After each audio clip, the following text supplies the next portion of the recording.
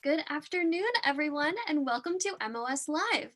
Today we're talking with Museum of Science educators all about lightning. My name is Emily, my pronouns are she, her, and I'll be keeping an eye out for all of your questions today. Thank you for those of you who are tuning in on Facebook, but please note that we are not able to share your comments with our educators. For everyone here on Zoom, just press the Q&A button at the bottom of your screen and submit your questions. Don't forget to include your name and age if you'd like a shout out. If you'd like to see captions, you can click on the closed captions button at the bottom of your screen and select show captions. I would now like to invite our educators to introduce themselves and we'll get started. Hi everyone, my name is Eric. My pronouns are he, him. And one of my favorite things about lightning is that it's incredibly hot. 50,000 degrees Fahrenheit is how hot the air gets when lightning moves through it. That's 5 times hotter than the surface of the sun. Hi everybody, my name is Karen. One of my favorite things about lightning is just those really awesome summer thunderstorms that you get, and it really cools off the air. And hi everyone, my name is Megan. I use the pronoun she, hers, and my favorite thing about lightning is that when it occurs, it breaks down some of the nitrogen in the air, and that allows some of that nitrogen to go into the soil and actually helps plants grow. That's pretty cool. I didn't even know that. So just to get us started, Sonia, age 5, is asking, what is lightning? Always a good place to start when you're talking about a lightning panel. So lightning is what you can see and hear, and if you're unfortunate enough, feel, and it's just the effects of electric charges moving through the air.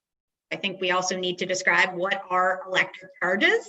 There are 2 types of electric charge out there in the world, and everything is made up of electric charge. You, me, Megan, Eric, Emily, all of us are made of electric charge, and typically they are balanced to the same number of positive charge as there are negative charges. Now, opposite charges are going to pull towards each other. Same types of charges are going to repel or push away from each other. So inside of a thundercloud, one of those really big, tall, poofy, kind of dark gray clouds, you get a lot of movement. The ice crystals, the water droplets, the dust particles, all moving past one another, and it actually unbalances those electric charges. You tend to collect a lot of negative charge right at the base of the cloud, and that is then attracted towards the ground. When you have a big enough difference that builds up, that's when you might get some of those charges moving through the air. It will heat it up enough that we can see it glow, and it will push the air enough that we can hear that either clap or maybe a rumble of thunder. If it was a little bit farther away, the sound kind of breaks up before it gets to our ears. All right, thank you so much for that. And Clement, age 9, is asking, how many different types of lightning are there? That's a great question. It kind of depends upon what you define as a type of lightning. Really, all lightning is exactly the same thing, which is just Karen described, electric charges moving through the air and the effects of that being heat and light and sound. There's really big lightning. Lightning in a storm can have lightning bolts that travel for 10 miles. But if you rub your feet on the carpet and then touch a metal doorknob and get a tiny little spark, that's a lightning bolt too. It's just on a much smaller scale. It's exactly the same thing. Talking about storm lightning, I would say that you could say there's types that include cloud to cloud, which is that 2 clouds are kind of oppositely charged and they balance by having a lightning bolt move sideways and it never actually hits the ground. There's lightning that goes cloud to ground, which means the charges are moving downwards to balance. But there's also ground to cloud, where the cloud causes the charge in the ground to jump up to it. You typically see that coming from a tall tower or building with an antenna on top. You can tell whether it's going up or down by which way the lightning branches. There's also 2 other pseudotypes that I can think of. One are the ones that happen really, really high up in the atmosphere called spites. And they actually don't glow a purplish, whitish blue. They actually are more reddish. And they happen only in those really, really high areas of our atmosphere. And the other one that you may have heard about is called ball lightning. It is very unclear how it forms, when it forms. It's not seen often, and we can't figure out how to replicate it, really be able to study it. It does look like a ball of lightning, like sometimes you see in sci-fi movies, that just kind of rolls down the street, or I've even heard evidence of ball lightning rolling down the aisle inside of an airplane. But scientists really aren't entirely sure what it is and how it forms. All right, thank you. And Anais, age 5, wants to know a little bit more about how lightning helps plants grow. That's a great question. So, like I mentioned, when lightning occurs, it breaks down nitrogen, which is a gas that makes up 70% of the air that we breathe. So it's kind of going through that air, breaking up those nitrogen molecules, those smallest bits of material on our Earth, or almost smallest. And then it's sort of in the air, and often when there's a lightning storm, it also rains. And so those nitrogens, or what are called now nitrates, will fall down to the ground with that rain and then start to mix in with the soil on the ground. And nitrogen is a really great fertilizer for a lot of plants. So it's a really great way to get some of our resources back into the earth. So it's all really just a big cycle. But there's other ways too that lightning can help plants. There's some plants that are really dependent on lightning creating wildfires. So that happens sort of just naturally as a part of just Earth's balancing process. As that lightning occurs, it'll strike a pretty dry area and it'll cause a spark, and a wildfire will occur because of that. And although there's a lot of negative things that happen when wildfires happen, especially because people are sort of living all over the planet now and it could really affect people's livelihood, there's one positive, is that some plants have evolved to rely on fire for their seeds to grow and go into the ground too. So they're really sort of relying on that first strike of lightning that causes the fire, and then the fire can let the seeds go into the ground. So it's all really cool when you think about it. My favorite example of that, Megan, is the giant sequoia trees. That by burning up all the lower trees and the brush and the small little ferns, it gives those little baby sequoia trees a much better chance in a forest where you have trees that are many hundred feet tall. Thank you so much. And we have a couple of questions here from Hinata and also from Soriana. And they have questions about what happens if humans get struck by lightning. Could you talk a little bit about that and maybe ways we can protect ourselves? Sure. You want to get started, Eric? Yeah. So there's a lot of things that can be very negative for the human body if it gets struck by lightning. So much electric charge going through the human body, first of all, can cause a lot of heat to happen. And a lot of people who are struck by lightning get burns in really specific patterns across their body. And another thing that's really dangerous is that our heart is triggered to beat every time it beats by an electrical signal from our brain. So that delicate electrical signal, if it gets interrupted by having a lot of lightning move across our heart, it can be really dangerous, interrupt that timing, and can lead to a lot of negative effects. So the human body, definitely not able to withstand a lot of that. A vast majority of people survive being struck by lightning, but it's still really dangerous, and we want to be as safe as we can. And places to stay safe, to kind of finish off that question. Inside is your best bet. Being inside of most modern buildings is going to be entirely safe. Inside of an automobile, a car, a train, a bus, even an airplane, you are safe. Now, if you ever get stuck outside, I'm going to share my screen for just a moment. And if your hair ever starts to look like this, you want to, let me just see if I can make it bigger. There we go.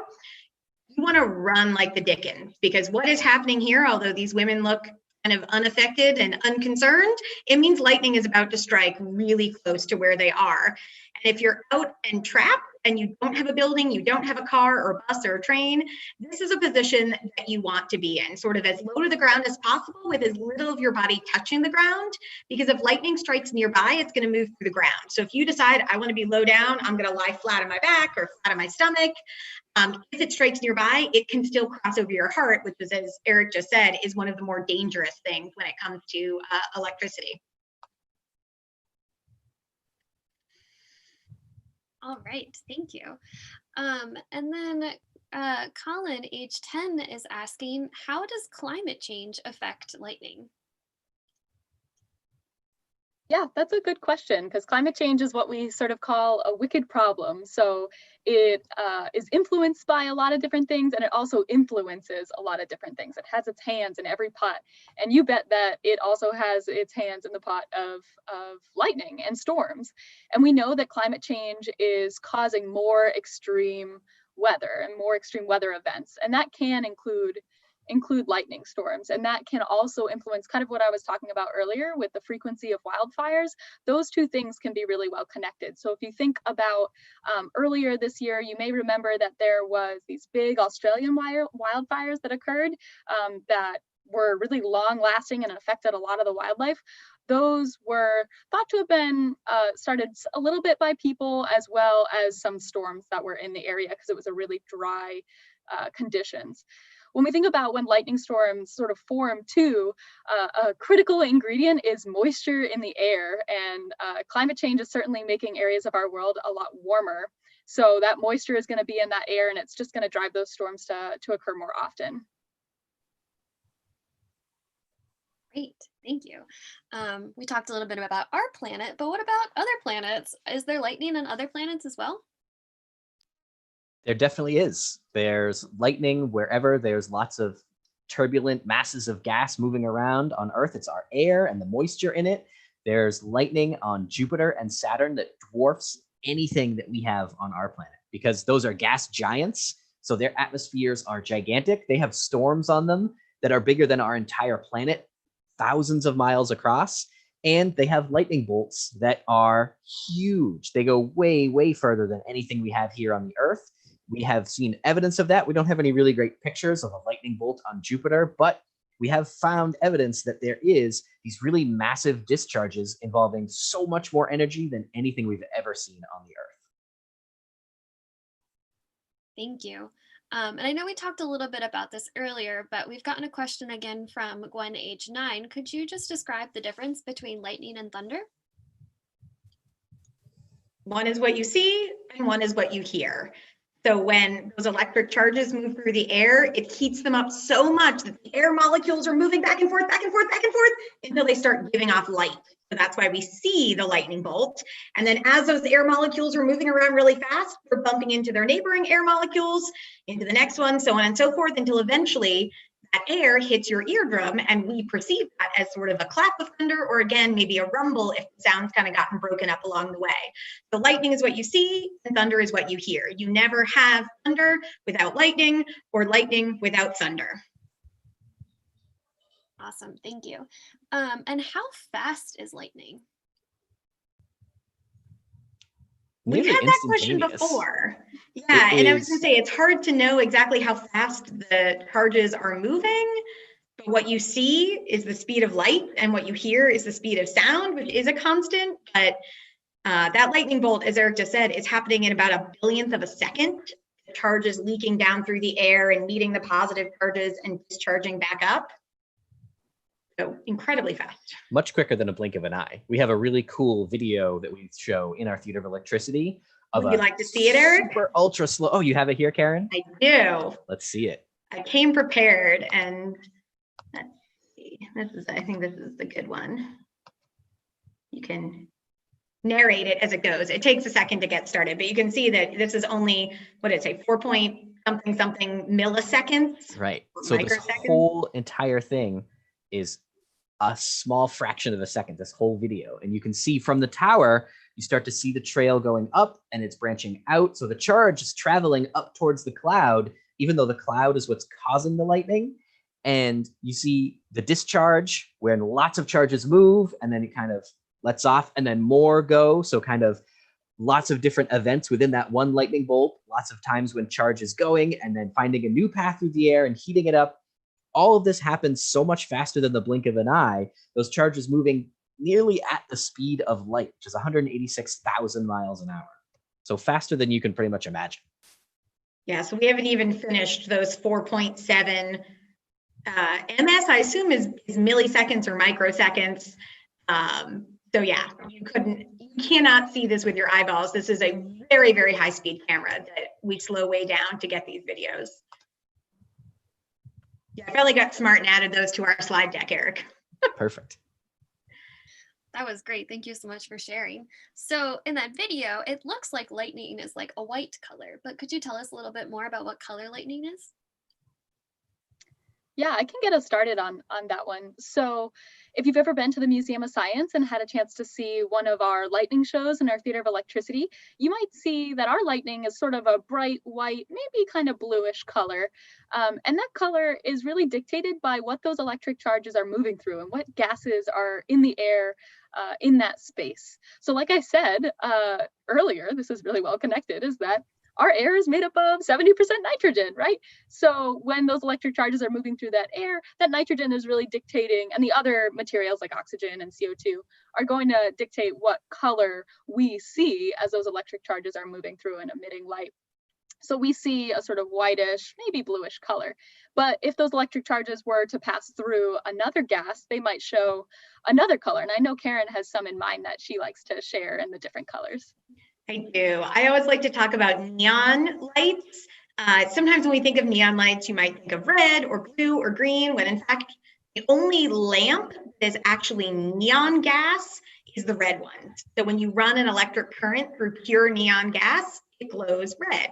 If you run electric current through pure argon gas, it glows blue. If you run it through pure xenon gas, it glows green. So it's just interesting that one very specific type of gas is going to glow a different color. So do you remember what oxygen is when it's just oxygen that it runs through? Is it sort of a bluish color also? Don't remember off the top of my head. I can't remember off the top of my head either, but yeah, so very specific gases will glow very specific colors. Great, thank you. And Zakaya, age 8, is asking, what is lightning attracted to? So when we talk about lightning being attracted to certain things, really what we're talking about is when those electric charges are moving down to the ground, what path they are going to take. And generally, it's the easiest path. They're not going to go through a substance that's very resistant to those charges moving through them. They're going to go through things that are easier. And for a substance, the easier it is for electric charges to move through it on that side of the scale, we call it a conductor. Metal is a really great example of that. It's a great conductor, and electric charges can move through it really easily. So lightning tends to strike tall metal things like the tops of towers and really big antennas, and it doesn't tend to strike things that are more of a conductor on the top. So when we talk about things that it's attracted to in our theater of electricity, when we want to have lightning strike something, we want to make sure it goes exactly where we're planning on it going. And so we put up tall probes that are made of metal, and something else that can help is a sharp point. If you've ever seen a demonstration where the presenter goes up inside of the cage and the cage is struck by lightning and then it goes down around the outside and we're perfectly safe inside, there's a tiny little clip on the back that just provides a sharp point so that we know exactly where the lightning is going to strike every time. Because not only is it attracted to the metal, but it's also attracted to any sharp points, with the rest of the cage being nice and round and smooth. But that one sharp point, the lightning always strikes that one spot. Thank you. And what is petrified lightning? Petrified lightning isn't actually lightning at all. For those of you who maybe have visited our museum in our Theater of Electricity, we have a very long, probably 15 or 20-foot piece of what we call petrified lightning. But in fact, what it is when a lightning strikes a certain type of sandy beach or just sandy area, at heat, because remember, Eric mentioned at the beginning just how hot a lightning bolt is. When it strikes the sand, it will actually quickly melt all the little silica particles. So silica is what glass is made out of. And then it will travel through the sand. And the silica kind of gets all the little pebbles and stones from the sand stuck to it. And you get this hollow tube, very thin, very fragile, as those little glass particles, well, they cool off and they reharden with all those pebbles and stuff stuck to them. So it's a very fragile piece, and we're incredibly lucky that we have such a long expanse of petrified lightning here at the museum. Great, thank you. And now shifting gears again to thunder. Once again, lightning and thunder always come together, so we're getting lots of thunder questions too. Aditi, age 8, is asking, can thunder pass through glass? Yeah. Sure. So thunder is just sound, and sound is just the air vibrating. So when you talk, you're vibrating the air back and forth using your voice box inside of your throat. When you clap, you're vibrating the air with your hands. And in a lightning bolt, it vibrates the air from heating it up, and that vibration moves it out as thunder. And when it moves towards your house, it can move the air outside your house, and then it can vibrate the glass of your window, and then you can continue hearing it. Or if you have an open window, or if there's tiny gaps around the edges, the air all around that carries it through. So you can hear thunder inside of your house, even though the air outside is moving, because somehow the air inside gets moving just the same. So definitely glass is not going to stop thunder, and glass isn't going to stop lightning either. If the lightning bolt were to hit glass, it could easily move through it. All right, and I think this will be our last question before we go. We have a question here asking, is it true that there is lightning appearing when a volcano erupts? Yeah.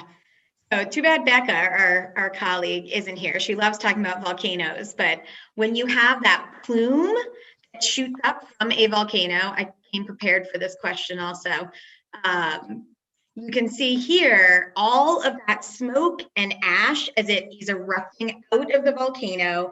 All those particles are passing by each other. And just like if you've ever rubbed the balloon on your hair or even sliding down the plastic slide at the playground, you're separating out electric charge. As we mentioned earlier, inside of a tall thundercloud, it's the ice crystals, the water droplets, and the dust particles that are moving past one another, separating out the electric charges. In the case of the plume of a volcano, it's all of those bits of ash and dust. And as the charges get separated out, they attempt to rebalance themselves. That's sort of the base state. Electric charge needs to be equally balanced to be in a stable place. When it attempts to rebalance, it moves through the air and it creates these awesome volcanic lightning storms. There are amazing pictures from volcanoes erupting all over the world, from aerial footage, from ground footage. I definitely encourage, if you're curious, to look at some of these beautiful pieces of art and nature. And relating to something we talked about earlier with the color of lightning related to the gases in the air, the gases coming out of a volcano are very strange and exotic and completely different from the air we normally breathe. So if you look up those awesome pictures of volcanoes with lightning, you will see some unique looking lightning. It can look pink or red. It can be lots of different colors. Yeah, that particular picture didn't do it justice, so that's a good thing to point out. I think in that case, it was moving through the air on the outside of the plume, but when you see some of them with all that lightning inside the plume, it is really pretty. All right, awesome. I think that's a fun place to end. Everyone can go try to look up some lightning and volcano photos. So thank you so much. I'll ask you now just to wave goodbye. Thanks, everybody. Have a great Friday afternoon. Thank you so much. And thanks to all of you for joining us today and having such great questions. You were amazing scientists. So if you'd like to check out more programs, you can visit mos.org/MOS at home, or you can follow us on social media. And if you've enjoyed today's presentation, please visit the website on the screen to support MOS at home. Thank you, everyone. Enjoy the rest of your Friday, and we'll see you again next time.